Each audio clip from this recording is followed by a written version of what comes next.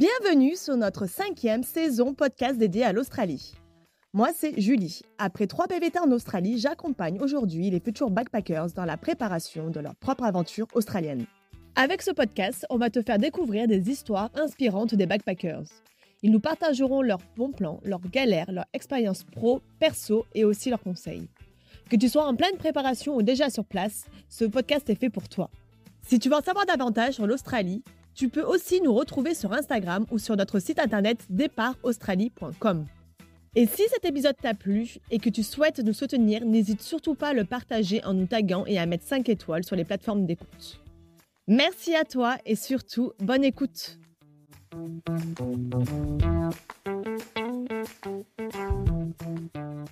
Aujourd'hui, je suis avec Léa. Elle a commencé son aventure en Australie avec un PVT et a travaillé comme coiffeuse dans un salon. Mais cette expérience lui a offert bien plus qu'un simple job. Elle y a rencontré l'amour. Aujourd'hui, Léa est coiffeuse à son compte et elle est en plein processus de l'obtention d'un visa permanent. Elle va nous partager son parcours qui l'a menée à cette nouvelle vie. Salut Léa, comment ça va ? Salut Julie, ça va bien et toi ? Ça va, merci.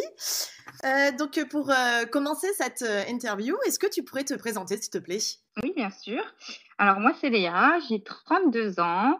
Ça fait bientôt 4 ans un peu plus de 4 ans que je vis en Australie, plus précisément sur la Gold Coast, donc au sud du Queensland.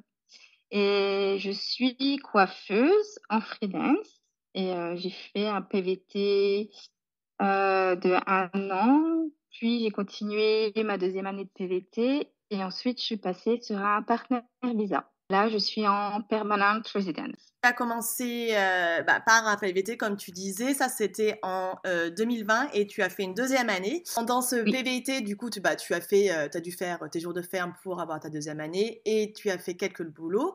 Tu as aussi pu travailler dans un salon de coiffure.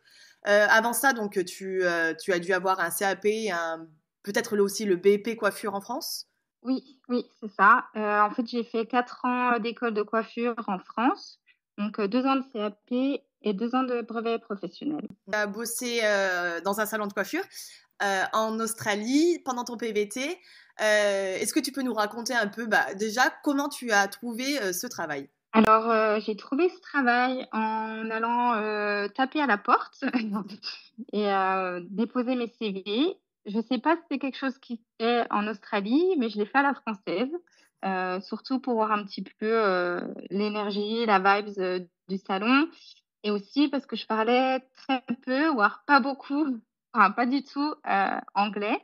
Donc, c'était pour me donner toutes mes chances possibles comparé à travers le téléphone où ça peut être très compliqué avec l'accent australien et français. Donc du coup, je me suis présentée au salon. J'ai fait plusieurs salons et j'ai trouvé celui-ci qui cherchait une employée à temps plein. Donc voilà, je me suis présentée, j'ai commencé, je pense que j'ai fait 3 mois. J'avais pour but de partir en road trip après ces 3 mois. Donc je voulais faire un peu d'argent et avoir une petite expérience en coiffure avant de prendre la route. Est-ce que tu as trouvé assez rapidement un travail ? Est-ce que tu as dû démarcher beaucoup de salons pour trouver ton premier job ? Ça s'est fait assez vite. J'étais dans un petit village et il y avait peut-être 10 salons. Et j'ai eu de la chance. J'ai trouvé, je pense en 3 semaines, j'ai trouvé ce poste-là. Donc assez vite, je dirais. Le fait de ne pas avoir un bon niveau d'anglais, est-ce que c'était un frein pour parler avec la clientèle par la suite, pour parler avec tes employeurs Ça a été un frein, mais je pense que je me suis mis moi-même parce que j'ai été bien reçue, principalement. Ouais, la plupart des gens ont été vraiment très accueillants et très compréhensifs. Et c'est vrai que je parlais vraiment très, très peu. Et pour te dire, je pouvais dire what do you want? Short, long, dark, blonde. C'était vraiment, j'avais un vocabulaire très restreint. Les gens étaient très supportifs, très happy, très contents que je les coiffe. Donc ça m'a bien boostée et puis ça m'a redonné confiance. Donc dans l'ensemble, c'était plutôt positif, ouais, accueillant, je dirais, sans problème. Et après, la coiffure en soi, c'est partout pareil, hein. Tant que tu connais tes couleurs, ton métier, il y a juste à donner confiance, aux clients, même si je parlais très peu, mais elle me laissait faire. En général, j'étais, plutôt satisfaite du résultat, donc c'était cool. Et d'ailleurs, concernant le style, est-ce que le style est le même en Australie et en France? Alors c'est différent, tout dépend aussi, des villes, où tu travailles. Donc quand j'ai commencé, j'étais vraiment dans un petit village, donc c'était très basique, très simple, pas trop d'extra. Et ensuite, là où je suis sur la Gold Coast, c'est plutôt un peu superficiel quand même. Je fais beaucoup de blonds et beaucoup de très, très blonds, donc très décolorés, très white, assez superficiel quand même. Donc il y a quand même une différence avec la coiffure en France, je trouve, où là, on est plus dans des effets, naturels, des rendus, oui, vraiment similaires, à notre couleur naturelle et juste pour embellir, pas dans le surplus, je dirais. Et on est d'accord que niveau technique, c'est la même chose? Non, pas à ce que je sache, je pense pas qu'il y a des techniques australiennes. En soi, comme je dis, c'est plutôt international maintenant, tu peux avoir une technique qui est partout, dans le monde. Après chacun, adapte sa technique comme il veut, mais dans l'ensemble, les techniques sont les mêmes. Après ça évolve, pardon, j'ai oublié mon mot en français. Heu, Évolue? la coiffure progresse, oui, évolue, oui. Ça évolue donc il y a toujours des nouvelles techniques, mais je pense qu'ils sont répandus, partout dans le monde. C'est plutôt au niveau des résultats. Les styles sont différents. Voilà. Ouais. Pas plus de coupe mulet en Australie? Si, la Voilà. coupe mulet est en vogue toujours, mais il la porte très bien. Moi, j'aime beaucoup. Oui, Ils ont oui. vraiment le style pour, donc non, c'est cool, j'aime bien. C'est bon, ça arrivait aussi en France. Heu, Oui, ça arrive, ouais. oui, oui. Et au niveau du salaire, est-ce que tu gagnais mieux en Australie en tant qu'employé ou en France? Je pense que c'est la même chose. Après mon expérience a été un petit peu différente. J'ai pu, augmenter, mon salaire, dès mon arrivée dans le salon, vu ma position. Mais, je dirais que c'est comme en France, plutôt le SMIC et après tu as des augmentations si tu as, atteint un certain palier ou, des ventes au mois, tout dépend des salons. Mais de mon peu d'expérience en tant qu'employée ici, je pense que c'est similaire à la France. Donc, basique, income, mince, pardon, Heu, salaire, comment on dit? comme, je Salaire minimum. et donc, comme tu disais, tu as, fait une demande de partenaire visa et c'est pendant, ce PVT, quand tu étais au salon, que tu as rencontré, ton compagnon australien. Est-ce que tu peux nous raconter un peu, cette love story? Oui, bien sûr. En fait, je l'ai rencontré au salon, donc ça a été un de mes clients. J'étais une journée basique, une longue journée, je faisais des late nights, donc finir à 9h, 21h et hem et en fait, il est venu au salon et ma patronne, l'a installé et en fait, je parlais très, très peu anglais donc c'est vrai que on a parlé coiffure, ce qu'il voulait et pendant la coupe, voilà, il a commencé à me demander, plus d'informations sur ce que j'aimais faire et cetera et moi je savais pas voilà, je comprenais oui et non, mais je sentais qu'il y avait une petite, attraction, si je peux dire comme ça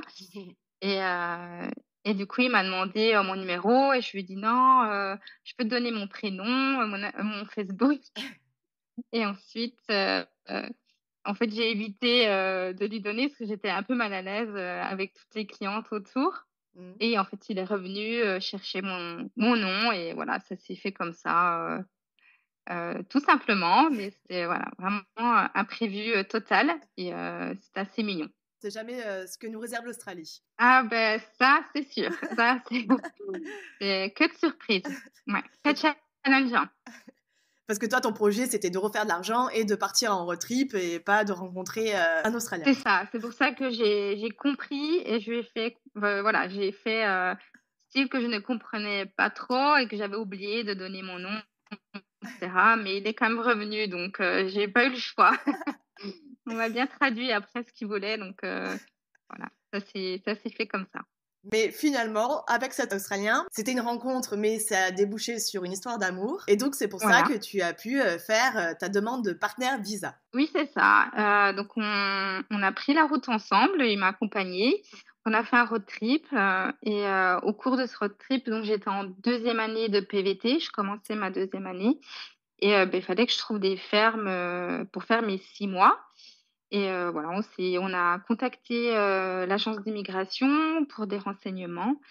Et c'est vrai qu'elle m'a conseillé de faire un partenaire. Donc, j'y ai quand même beaucoup réfléchi parce qu'on était ensemble depuis très peu de temps. Et voilà, on a pris la décision de faire ce partenaire. Et c'est vrai que j'ai eu cette chance que j'ai eue avec lui.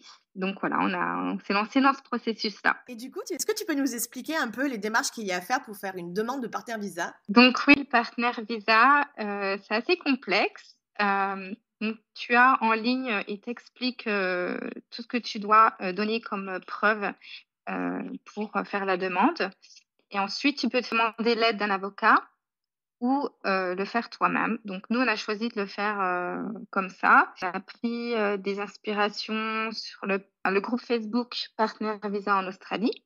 Et en fait, c'est des gens qui sont passés par ce processus-là et ils t'expliquent ce que tu as besoin comme preuve. Ça te donne des idées aussi parce que le but est de montrer que tu es en relation avec ton conjoint depuis un moment, que vous partagez des choses ensemble, vous avez des projets dans l'avenir, etc. Donc, tout ce qui est photos, certains textes messages, aussi si vous voyagez ou si vous avez une maison ensemble, des comptes en commun, des assurances en commun, toutes ces choses-là. Donc, c'est vraiment regrouper les informations et aussi les mettre en ordre chronologique.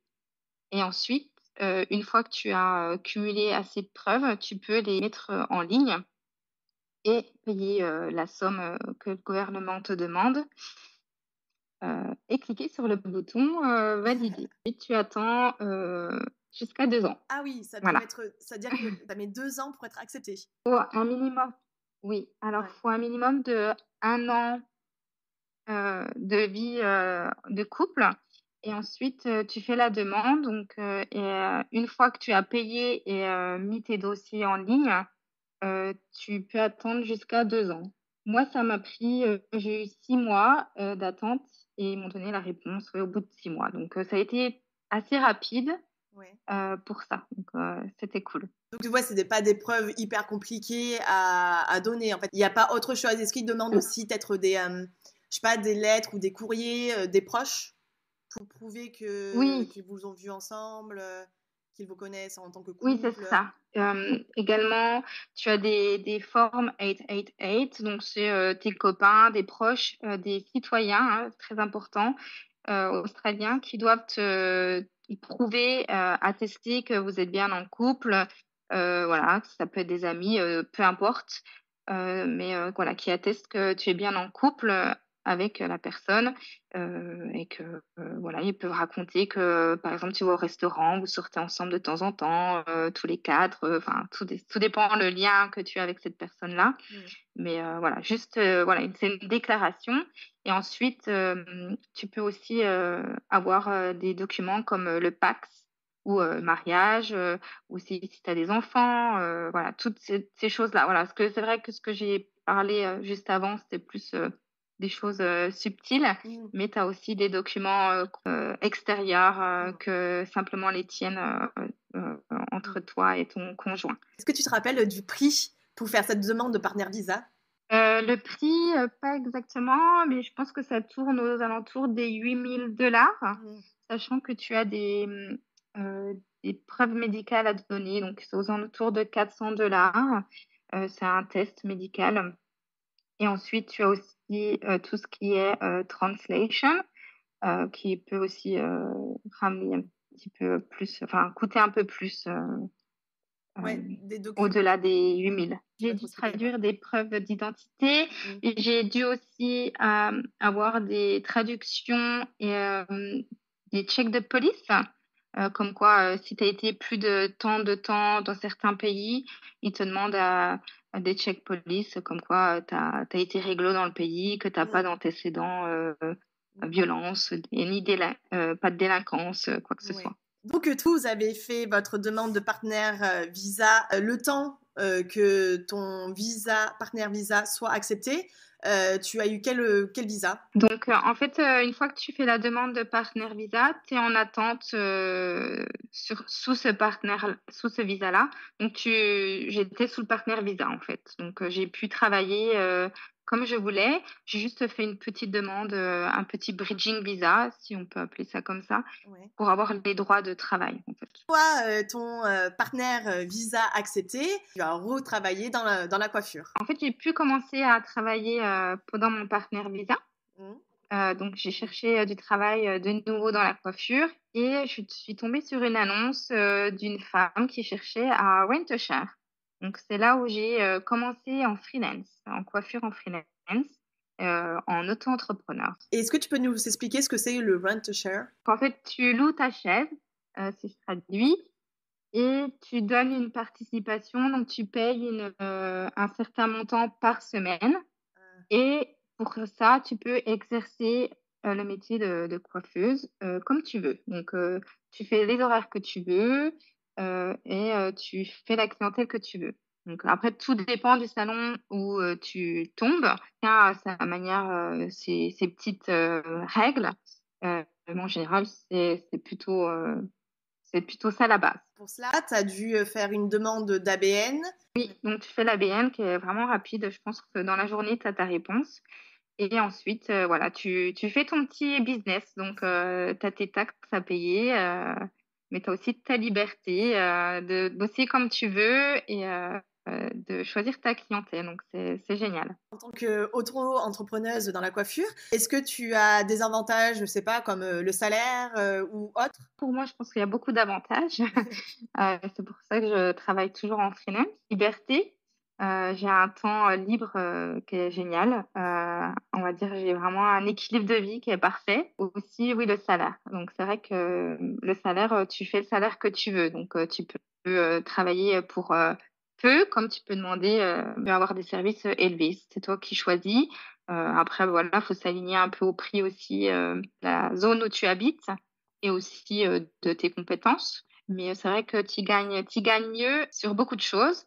Le challenge, est juste de trouver ta clientèle et de la maintenir. Et alors, comment tu fais pour trouver ta clientèle? Alors, ça a été, challengeant parce qu'en fait, je suis arrivée sur la Gold Coast et je connaissais personne. Donc j'ai vraiment commencé avec zéro client et je me suis aidée, du groupe français sur la Gold Coast. Donc j'ai posté, une annonce et voilà, ça s'est fait comme ça. J'ai commencé à avoir quelques Français, qui sont venus et ensuite, ça a été beaucoup de bouche à oreille. J'ai mis aussi des petits, flyers aux alentours, du salon. Après voilà, ça s'est commencé à venir et après, une copine vient, l'autre copine vient et voilà, ça s'est fait naturellement. T'as une clientèle autant australienne que française. Je pense que j'ai quand même plus d'Australiens, mais j'ai, une bonne, ouais, Mm. une bonne clientèle française aussi, ce qui est cool. Et là, ça fait combien de temps que tu es en freelance? Ça fait 3 ans, un peu plus de 3 ans maintenant que je suis en freelance. J'ai commencé en juin 2021.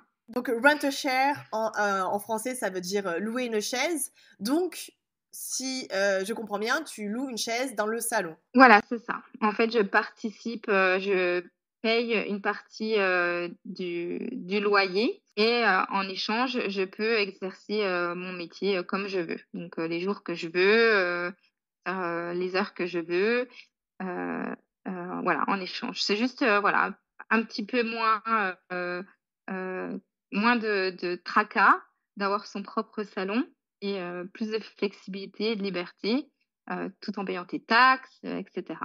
À peu près, tu coiffes combien de personnes par semaine ou je sais pas, par mois? Oh, c'est très compliqué parce que ça dépend du service. Si j'ai quelqu'un qui vient faire, un balayage, ça me prend 4 heures de travail, donc je peux faire peut-être 2 clientes dans ma journée, comme je peux en faire, peut-être 6, 8.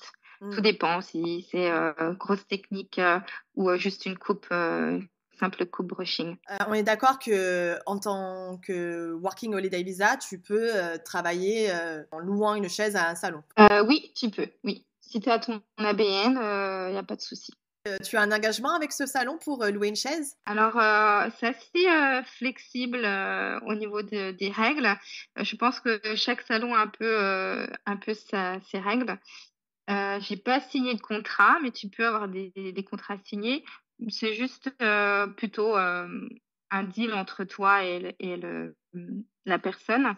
Et bien sûr, voilà, si tu souhaites partir, tu prévois peut-être un mois juste de notice avant de partir, juste par respect, je dirais, pour Oui. des deux camps, des Évidemment, deux oui. côtés. Pour rester sur le territoire, le partenaire visa ne suffit pas. Donc, suite à la validation du partenaire visa, tu as fait une demande de Permanent Residence, l'APR. Oui, c'est ça. En fait, quand tu appliques pour ton partenaire visa, c'est la continuité, la PR. En fait, c'est dans le pack, on va dire. Donc, tu as le premier step au bout de 2 ans maximum où tu valides ton partenaire visa. Et ensuite, après avoir eu ton partenaire visa validé, le gouvernement t'envoie un email au bout d'un an en général pour te dire, eh, c'est OK. Maintenant, tu peux faire ta demande de PR. Donc, redonner d'autres informations, comme quoi tu es toujours en couple, comme quoi tu t'engages toujours avec ton conjoint, tes projets, d'autres infos, donc tu as d'autres questions à remplir, etc. Et ensuite, bah, tu appliques pour ta PR et tu es en attente. Ça peut prendre en général 1 an ou un petit peu plus pour avoir la réponse de la PR. Donc, si je comprends bien, au niveau du prix, tu n'avais pas eu besoin parce qu'en fait, c'est dans le package PR, tu as payé pour ton partenaire visa, donc ça comprend aussi pour la demande de PR.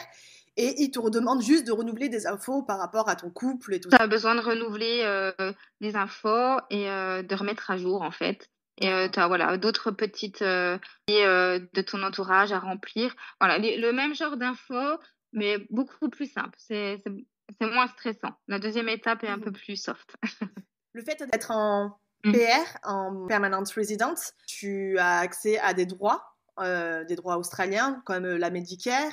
Ah oui, Ouais. oui, donc oui, j'ai accès à la Medicare, ce qui est cool, surtout en Australie où tout est assez cher au niveau de la santé.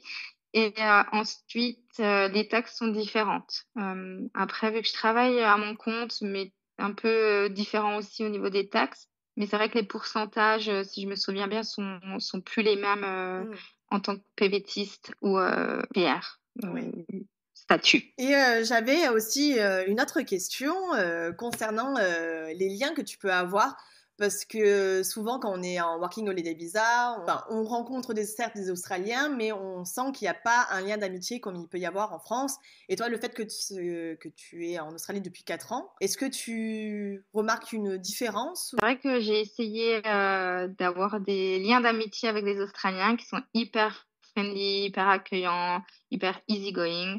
Et au final, j'ai toujours mon petit cercle d'amis français. Voilà, c'est différent.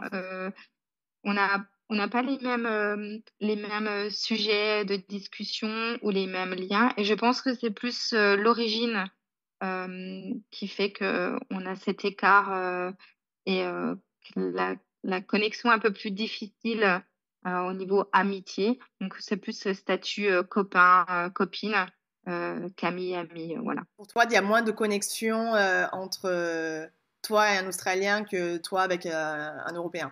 Oui, Ouais. voilà, on n'a pas les mêmes discussions, c'est différent. Même avec, oui, avec les Australiens, ils sont super cool. Mais quand on discute avec mes copines françaises, on a un peu les mêmes retours, souvent qui viennent, qui reviennent. Et avec ton copain, tu as une relation de couple australien-français. Est-ce que tu trouves qu'il y a une différence aussi? Oui, oui, ouais, oui, il y a une grande différence, surtout quand on parle de repas, de nourriture française. C'est vrai que nous, on apprécie, on sait ce qu'on mange, etc. Et c'est carrément lui apprendre notre bonne bouffe. Et aussi, oui, il y a plein de décalages, c'est marrant aussi, le langage, nos expressions, notre Mmh. humour, surtout. Je pense que l'humour il y a une grande différence entre, notre humour, français, on est un peu plus, sarcastique, Mmh. donc c'est vrai que des fois on peut avoir des situations, sympas, marrantes. Ouais, donc tu veux dire que pour un Australien, l'humour, français, enfin l'humour sarcastique comme tu dis, ça pourrait, le blesser, quoi? Oui, je pense qu'ils sont plus susceptibles et après je Ouais. dis: «Bah, écoute, je rigole, c'était juste une blague» et ils ont pas compris la blague. Parce qu'entre Français, on comprend, c'est juste, Oui. c'est sympa, Mmh. c'est juste notre manière de se chamailler. Oui, oui, oui, je vois. On arrive, vers la fin, de l'interview. Est-ce que tu aurais, des conseils à donner aux personnes, ben, qui sont en Australie et qui vont arriver en Australie? Oui, il y a plein de conseils à donner.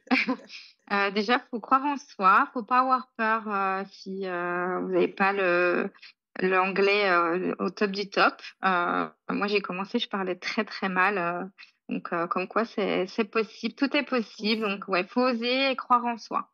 Aussi, je peux rajouter, pour le Partner Visa, quelque chose que j'aurais bien voulu savoir avant de commencer, c'est de rassembler, toutes les preuves, possibles, dès le début de la relation, si vous pensez, faire un partenaire, être bien organisé aussi parce que ça peut enlever beaucoup de stress, Mmh. dans le dans les démarches. Ouais, ça c'est clair. Merci, Léa pour, les conseils, que tu donnes. Pour finir, cette interview, j'ai pour habitude de demander, de raconter, le meilleur souvenir, en Australie. Est-ce que tu en as un, en tête? Oui, donc bah, il y en a plein de bons souvenirs. Il y en a un particulièrement, c'était, ma première croisière sur les Whitsunday, Mmh. en voilier, donc c'était magique. Donc c'est des îles, qui sont, heu, au nord du Queensland et c'est juste splendide, comme endroit. Voilà, c'est Oui. mon petit souvenir, qui me venait, en tête. Ouais, Stop to do, en Australie sur la côte est, oui, c'est sûr que c'est magnifique. Moi, pour l'avoir fait 2 fois, ouais, j'ai adoré. ouais, c'est magnifique, ouais, ouais, Mmh. c'est à faire. C'est Ouais. quelque chose à faire, for sure. Merci beaucoup, Léa, pour, ton retour d'expérience, par rapport à la coiffure, par rapport à la PR, où tu vas sûrement aider, beaucoup de personnes, qui se questionnent là-dessus. Est-ce que, tu acceptes, de donner ton Instagram pour les personnes qui auraient encore des questions à te poser? Donc oui, avec plaisir, je vais bien partager mon Instagram si ça peut aider, pas de souci.